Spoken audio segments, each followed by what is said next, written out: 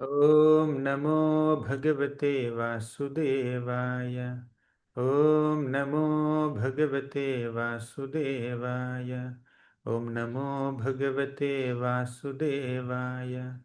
ॐ अज्ञानतिमिरान्धस्य ज्ञानाञ्जनशलाकया चक्षुरुन्मिलितं येन तस्मै श्रीगुरवे नमः। नमः ॐ विष्णुपादाय कृष्णप्रेष्ठाय भूतले श्रीमते भक्तिवेदान्तस्वामिन् इति नामिने। नमस्ते सारस्वती देवे गौरवाणी प्रचारिणे निर्विशेषा शून्यवादी पाश्चात्यदेशतारिणे। जय श्री कृष्ण चैतन्य प्रभो नित्यानंद श्री अद्वैत गदाधर श्रीवासादि गौरभक्तवृंद। हरे कृष्णा कृष्ण कृष्ण हरे हरे, हरे राम राम राम हरे हरे। हरे Krishna. Today we will discuss the 28th shloka of 9th chapter. Yesterday we did the 27th shloka. In the 26th shloka, Krishna said, Patram pushpam phalam toyam yome bhaktya prayachati tadaham bhaktipahritam ashnami prayatatmanaha. Krishna said that whatever you offer me with love and devotion, I will accept it. Although it is as simple as a flower or a fruit, uh, Krishna says, I will accept it. In the next shloka, Krishna encouraged us to offer everything to him. Tat kurushva madarpanam, yat karoshi, yat ashnasi, yat juhoshi, datasi, yat tapasyasi kaunteya, tat kurushva madarpanam. Whatever austerities you perform, whatever you eat, whatever you do, you just do it as an offering to me. That's what Krishna said in the 27th shloka.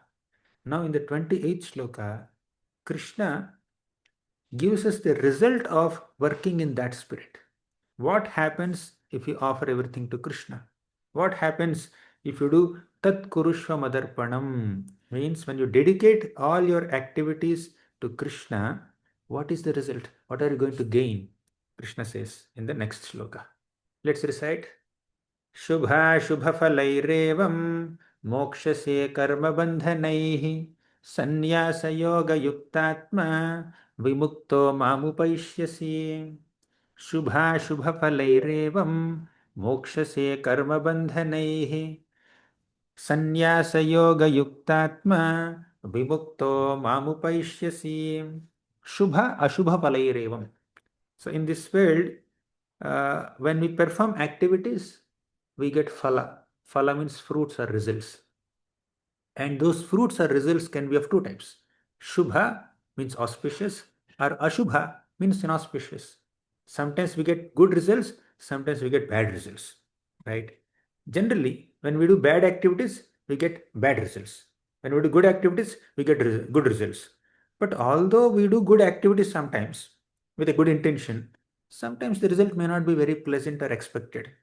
Whatever it is, different activities in this world will result in different experiences. Some are auspicious, some are inauspicious. Some are very pleasant, some are very painful. Some give us success, some give us failure. Some give us victory, some give us defeat. Some give us distress, some give us happiness. Some are auspicious, some are inauspicious. So Krishna says, Shubha Ashubha Falayrevam. The point is whether they are Shubha or Ashubha, good or bad, uh, happy or distressful, ultimately both are material. Right? So when we do a material activity, the result is material. Sometimes it is materially good, sometimes it is materially bad. Sometimes materially you become wealthy, sometimes materially you become poverty stricken. Sometimes materially you become successful, sometimes materially you become failure. But as long as your activity is material, you will get material results. So, but Krishna said in the previous two shlokas, whatever you do it for me. Whatever activities you do, if you do it for Krishna, then the result is not material, it is spiritual. Because when we are working for ourselves, when we are working for the bodies, then our activities are on a material platform, it will produce good or bad material results. But when our activities are on spiritual platform, when we are doing everything for Krishna, whatever may be the result, that becomes spiritual. What is the spiritual result of any activity? we come closer to Krishna. Right? So the goal of life is to attain Krishna Prema. The goal of life is to reach Krishna. So by doing good or bad, by doing any material activity with a spirit of dedicating it to Krishna, we are actually doing spiritual activity. It's a material activity, but your spirit of dedicating that material activity to Krishna makes that activity spiritual and makes the result also spiritual.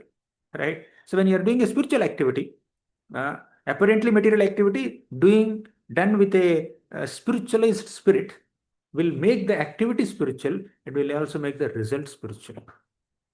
And what is the spiritual result? We come closer to Krishna. Right? So materially, that result may be good or bad, externally speaking, but internally, that brought us closer to Krishna. That's why Krishna said in the next line, Mokshase karma bandhanaihi. Right? So mokshase means you will be relieved. You will be relieved from all auspicious and inauspicious results. And mokshase karma bandhanaihi. You will be freed from karma, bondage of karma. So when we are doing karmas in this world, that will create bandhan, bondage. Whether you are doing good activity or bad activity, there is a bondage. So that's why I said many times in some of our previous classes, karmas are of three types: punya karma, papa karma, bhakti karma. Punya karma means pious activities or materially good activities. Papa karma means impious activities or sinful activities, materially bad activities. But bhakti karma means spiritual activities, right? So punya karma will take us to upper planets. Papa karma will take us to lower species or distress. And bhakti karma will take us beyond the happiness and distress of the material world and gives us entrance into spiritual world. So Krishna said, when you perform every activity in a spirit of offering it to Krishna, as described in 9.26 and 9.27, the result is described in 9.28. What is that? We will rise above all good and bad material results and we will be relieved from karma bandhana, bondage of work. Is it clear? I hope it's clear. Shubha shubha phalairevam mokshase karma bandhanaihi sannyasa yoga yuktatma. Another important point. Sannyasa means the spirit of renunciation. Sannyasa is the order of renunciation where somebody wears saffron robes and shaves head, holds a danda, and completely detached from everything. That is sannyasa. Hmm? And but simply sannyasa order is not sufficient. We should have spirit of sannyasa. There is a difference between order of sannyasa and spirit of sannyasa. Order of sannyasa means the ashram of sannyasa. You accept the symbols of renunciation. You enter the sannyas ashram. But entering the sannyas ashram without the spirit of sannyas, spirit of renunciation, will lead to chaos. We discussed. Ah, yeah, we discussed. I think we discussed in December in the third chapter of Bhagavad Gita. So Krishna does not emphasize on the emphasis on the order of sannyasa. He emphasizes on spirit of sannyasa, not just entering sannyas ashram. Cultivate the spirit of a sannyasi. What is sannyasi? One who does sannyas, one who gives up everything, one who is not attached to anything in this material world. Nothing in this material world excites me. So that is the spirit of sannyasi. No attachment. Responsibility is there, but no attachment, right? So how can we get that attachment? How can we get that detachment? That is yoga yuktatma. Yoga means, we discussed the meaning earlier. Yoga means trying to connect our consciousness with the Supreme Lord. And sannyasa yoga means even while renouncing everything, you are not renouncing Krishna. So renunciation is not renouncing Krishna, renouncing material things. So you be detached from matter and be attached to spirit. Yoga yuktatma means you engage yourself in yoga, sannyasa yoga, or your mind should be fixed on me in the principle of renunciation. In short, be detached from the material excitements in this world, be attached to Krishna. That's what sannyasa yoga yuktatma means. Sannyasa is there, means detachment from matter is there. But yoga yuktatma, engaging oneself in spiritual activities is there. So sannyasi stays away from material enjoyment, material comforts, material luxuries, material positions, but he has the ability or intention or inclination to utilize everything in Krishna's service. So Sannyasa is not just giving up everything. Sannyasa means giving up our attachment to everything and engaging everything in Krishna's service. Right? So then what is the result? Say this. Vimukto mamupaishyasi. Then you will be vimukto, liberated. And mamupaishyasi, you will definitely come to me. You will go to Krishna. So let's discuss the meaning once again. This is a continuation of 9.26 and 27. In 9.26 and 27, Krishna told us how we need to dedicate everything to Him with bhakti, with love, with affection. And if we do so, if we do everything in the spirit of Madarpanam, in the spirit of offering everything to Krishna, what happens? We will, let me show the shloka. We will be oblivious to, or will rise above the auspicious and inauspicious results of material work. Shubha Shubha Falayrevam Mokshase Karma Bandhanaihi. So we will be unaffected by the good and bad results of our work. We'll be relieved from the karma bandhana, bondage of karma. And in that spirit, we are attached to Krishna. We are trying to fix our minds on Krishna, Yoga Yuktatma, and we also have spirit of renunciation. Then thus we will be liberated from this material world and we'll go to Krishna, Mamupaishyasi. Clear? So we'll rise above all the good and bad results of material activities. We will also be relieved from karma bandhan and we will be absorbed in Krishna with the spirit of renunciation, detachment from this material world. Thus, we will be liberated from this world, we will attain Krishna. That's the meaning of the shloka. So, let's offer everything to Krishna. And we may live in this world. We may live in this world, but we don't belong to this world, right?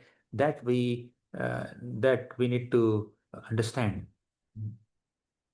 Offer your work to Krishna in your heart, then your actions become loving service.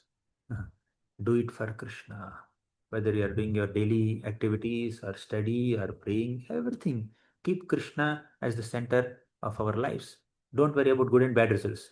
You work hard. You don't be lazy. Don't be complacent. You do your best, whether it is studies or profession. You work hard and you do your best, right? And whatever is the result, offer it to Krishna, right? So when you're working for yourself, when you get great results, you'll be excited. When you get poor results, you'll be exhausted. But the point is, when you're working in a spirit of dedication to Krishna, and when you are working as per the best of your capacity, even if there is a failure, you will not be demotivated. The reason is, in spiritual life, there is nothing like failure. You worked so hard to serve Krishna, right? While serving Krishna with that intention, with that spirit of dedication to Krishna, you are enjoying so much of happiness. I am doing it for Krishna. In the material world, people do so much hard work, and when the result comes, they're happy. But in spiritual life, it's not like that. You are happy even while doing the work also. When will the result come? How will the result come? That's not in, you are not attached to it. You are happy throughout the work. For example, uh, let me give a simple example relatable to children, because many children are going through these sessions. So, a child starts playing a game, say cricket or caroms or chess, something like that. They start playing a game with friends, and the game is for 1 hour. At the end of this 1 hour game, one team wins or one child wins, other child loses. Right? Now, if we are not mature, what happens is you take enjoyment in winning the game. Right? The winner becomes happy, the loser becomes unhappy. That is the product of immaturity. But maturity is whether you win or lose, 1 hour you enjoyed with your friends. You happily played with your friends. Right? So that is maturity. So spiritually mature people, they take pleasure in the opportunity to serve Krishna. What exactly is the result of that service? It depends on various factors. But you did your job. You did your part. It's something similar to karmanyavadhikaraste mafaleshu pudachana. Right? You have the adhikar to perform your activity, but you have no control over the results. Therefore, do your duty, leave the results to Krishna. Right? Do your best, leave the rest to Krishna. That's why don't worry about good or bad results. There's nothing like good or bad result in spiritual life. As long as your intention is pure, your work is sincere, you will get that nourishment and happiness and satisfaction, and Krishna is pleased with you, right? So let me give an example. Prabhupada says that once Nityananda Prabhu and Haridas Thakur, they went out to preach. They're asking everyone, please, please chant Hare Krishna. They would even put straw between their teeth, and they fall at the feet of people. Please chant Hare Krishna. That is good for you only. Some people respond to them. They chant, but some people don't. And Jagai Madhe are there. They started even chasing Nityananda Prabhu and Haridas Thakur.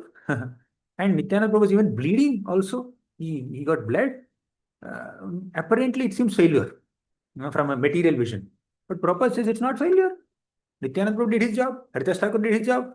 Some people listened, some people didn't listen. But while doing that service of requesting people to accept Krishna consciousness, mm, Krishna is pleased, right? We are representing Krishna's compassion.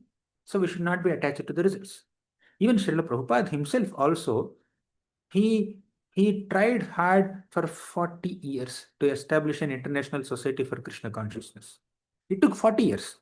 Means only after 40 years of struggle, somewhere in 1966, Prabhupada established International Society for Krishna Consciousness. Recently, we celebrated the 60th anniversary in New York, Matchless Gifts store. So now Prabhupada took 40 years. Apparently, people may say Prabhupada failed in these 40 years. He succeeded only after 40 years. But the reality is, this 40 years is also success only. What is success? Although Prabhupada was encountering so many obstacles and impediments and failures from an external perspective, he never gave up his intention or desire to fulfill the desire of his guru to establish an international society for Krishna consciousness and preach in English language. Right?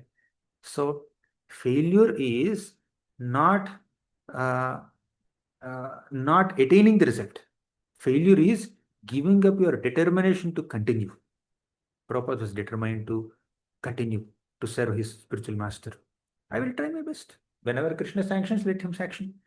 So with the determination, he did it. And in the last 1 decade, my God, Prabhupada attained so much success. He circled the globe for 11 or 14 times. He established about 100 centers, so many temples, hundreds and thousands of devotees across the globe. All this happened. So you just do your service with sincere dedication. That's what is in uh, our capacity, and remaining things, let Krishna take care, right? So then when we do it with a spirit of dedication, then there is peace in the heart. We'll be steady and peaceful. Otherwise mind becomes agitated. Mhm. So think of Krishna, do your work, and we can go closer to Krishna. With your mind on Krishna, you become more free and happy, liberated, right? So this is called Yukta Vairagya. The shloka also says about Vairagya, right? Sannyasa, it has to be Yukta Vairagya. Mm. Yukta Vairagya means, okay, let me take some time and explain. There are four types of Vairagya. One is Falgu Vairagya. प्रापंचिकत या बुद्ध्या हरि संबंधी वस्तुनः मुमुक्षुभिर परित्यागो वैराग्यम फल्गु कथ्यते. Falgu Vairagya means useless renunciation. Thinking that this is matter, let me stay away. No, you can utilize that matter in Krishna's service. You miss that point. Because it is matter, let me stay away. That is useless renunciation. Falgu Vairagya. Next is Markata Vairagya. Markata Vairagya means like a monkey. What does a monkey do? Monkey doesn't even wear clothes. Monkey eats vegetarian food. Monkey has no home. Monkey lives in the forest, on the trees. Apparently, monkey seems very detached. But monkey does so much of sense enjoyment with the opposite gender monkey so many times in a day. So where is renunciation there? That is called Markata Vairagya. Means externally you appear simple, but internally, in a forbidden way, or in internally lot of desire for sense gratification is there. That is Markata Vairagya. Then third is Falgu Vairagya, Markata Vairagya, Smashana Vairagya. Smashana Vairagya means somebody goes to a crematorium. He sees the dead body being burnt. And they feel that what's the use of earning so much? What's the use of learning so much? What's the use of accumulating so many things and awards and rewards and money, etc.? Ultimately, we have to burn like this as this dead body. So a feeling of renunciation, detachment appears in the mind of someone who is attending some funeral ceremony in the crematorium. But as soon as they come out of the crematorium, the renunciation is also gone. They take bath and the detachment is also washed away and they are normal in their activities. That is called temporary renunciation or smashana vairagya. The fourth is yukta vairagya. Yukta vairagya means you are very smart. Yukta means very smart, intelligent. You try to use everything that you have in Krishna seva. Don't think it is matter, I should stay away. No. If you have the ability, capacity to use that matter in Krishna seva, use it. Whether it is buses or cars or flights or gadgets, if we have the ability to use them in Krishna service, do it. But if you can't do it, then stay away from them. Right? So when there is an opportunity to use something in Krishna service, don't miss it. And now flower is there. It's matter. Simply matter. Oh, it's matter. Let me stay away. No, you can use that flower to offer it to Krishna. And after offering it to Krishna, you can smell that flower. That becomes Mahaprasad flower. And by doing it, you will be enlivened in spiritual consciousness. That is called Yukta Vairagya, utilizing everything in Krishna's service. Now, even matter also using it in Krishna's service, right? So, yeah. So serve Krishna, depend on his will, live for his pleasure, and in the spirit, we can easily go back home, back to Godhead. So these are some thoughts on this shloka. So whether it is playing or school or or chanting Hare Krishna with other devotees, basically every single activity that we do in our lives can be an offering to Krishna if only we have that spirit. So let's do everything for Krishna and we'll be relieved from all good and bad material results and we'll attain the spiritual world. Thank you very much. Tomorrow we'll meet for the 29th shloka. Very important shloka. Very, very important shloka. We'll talk about Krishna's partiality. Is Krishna partial or impartial? Let's see tomorrow. Thank you very much. Shrimad Bhagavad Gita की जय, श्रील प्रभुपाद की जय.